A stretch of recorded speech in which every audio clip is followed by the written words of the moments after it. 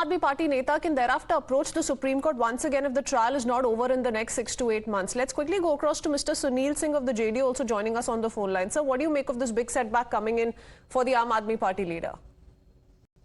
Look, we cannot comment on the judgment of Supreme Court, but then yes, about the way ED and CBI are being misused by the central government, it's a known fact. CBI and the ED is being used to harass the political opponents by the central government. That is a known fact. In this case, how can we comment on that? But yes, we expect that our truth will come out, and if something has to say, Aam Aadmi Party leader will again approach the Supreme Court as to say whether the money trail was established or not. But then as far as we knew from beforehand about the paper reports and all, that Aam Aadmi Party's stand was that money trail was not found. But in this case, how come, what was the evidence given to the court? That is to be contested by the Aam Aadmi Party. But it's not the agencies, Mr. Singh. It's the top court that's saying that with regards to the transfer of money, a 330 crore rupee trail has been tentatively established. It's the top court of the country saying it. What proof has been furnished by the ED to the court? We don't know for sure. But I think if something is not right, the Aam Aadmi Party would approach the Supreme Court again. But it's a known fact. It's not once or twice.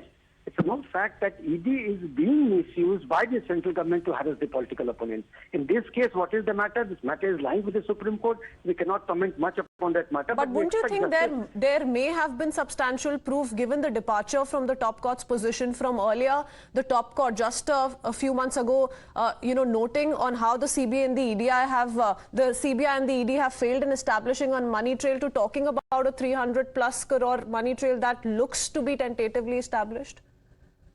Up till now, the evidence was and the news item was that the money trail was not found. But yes, some proof must be furnished to the Supreme Court that they have given a judgment over this matter. But we expect that Aam Aadmi Party would contest over whatever proof that has been furnished, and the truth will come out.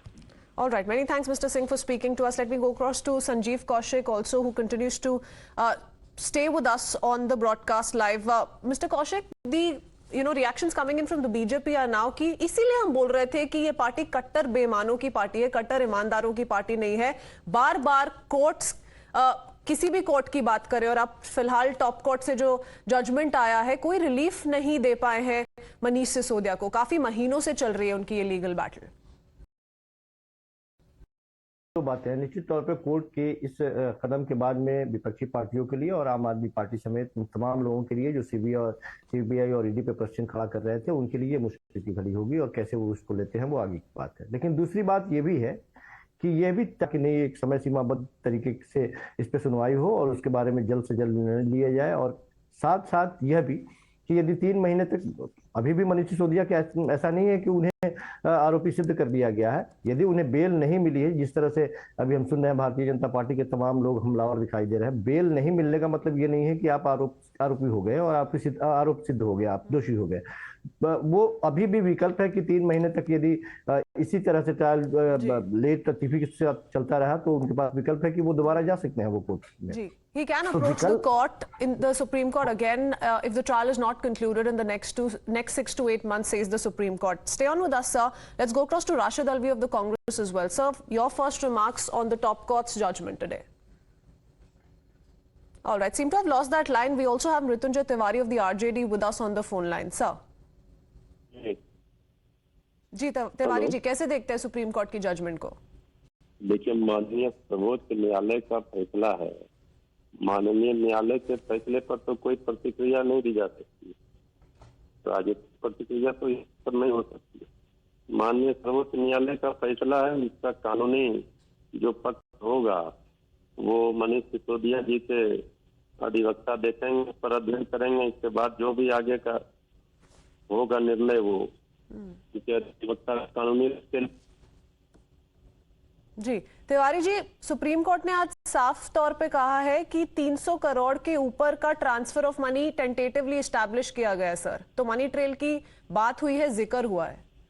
देखिए, अभी माननीय सर्वोच्च न्यायालय ने जो फैसला दिया है उसका कॉपी हमें नहीं मिला है, हमने उसका अध्ययन नहीं किया। अब पूरा क्या मामला पूरा उन्होंने कहा है, जब तक इस पूरे मामले की जानकारी हम नहीं ले लेते तब तक इस पर कोई प्रतिक्रिया देना उचित नहीं समझते। पर क्या आप अपने आला साथी आम आदमी पार्टी के साथ खड़े हैं इस लड़ाई में? देखिए, हमने तो अब तक शुरू से कहा है कि देश केंद्र में जब से सत्ता में ऑपोजिशन पार्टियों के साथ जिस तरह से किया जा रहा है, जांच एजेंसियों का दुरुपयोग हो रहा है, इसके खिलाफ हमारी लड़ाई है। हम हर मुद्दे पर जो देश को बचाने के लिए, डेमोक्रेसी को बचाने के लिए, नौजवानों के लिए, किसानों के लिए, इस मुद्दे पर हम लोग Once साथ again, हैं। Mr. Tiwari, you're saying that the agencies continue to be misused by the BJP and we stand against this particular tactic of the BJP. Thank you, sir, for speaking to us. Let's talk about the BJP's reaction coming in the meanwhile. They say this is proof of how the Aam Aadmi Party is neck deep in corruption. Listen in. ये लोग शराब घोटाले में, तरह तरह के भ्रष्टाचार में इतने लिप्त हो चुके हैं कि अब इनको माननीय सुप्रीम कोर्ट भी बेल देने से इनकार कर दिया है। और मुझे पूरा विश्वास है कि जो पाप करता है वो एक न एक दिन उसके सामने आता है। और आम आदमी पार्टी के शीर्ष नेताओं का अब गिरफ्तार होना बहुत करीब दिख रहा है।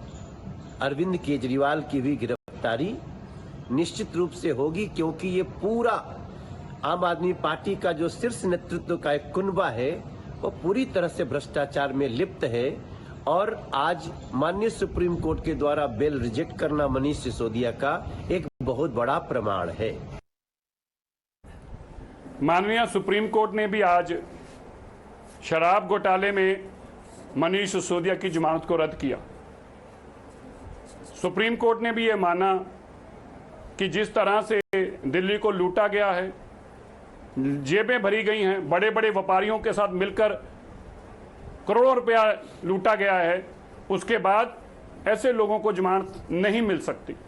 आज बड़ा स्पष्ट हो गया, जो अरविंद केजरीवाल बार बार कहता था कि जी हम तो सच्चे हैं जी, हमें तो सरकार ने जबरदस्ती फंसा दिया।